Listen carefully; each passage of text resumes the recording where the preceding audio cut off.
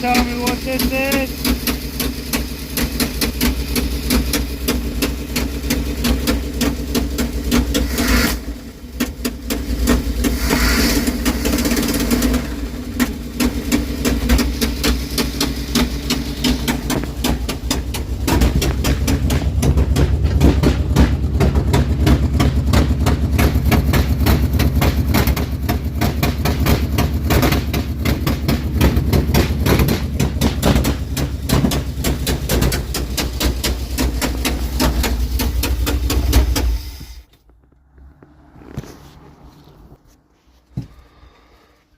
Just curious, I did have to take the header off, put a starter in. I didn't replace the gasket. I don't know if that's what it is.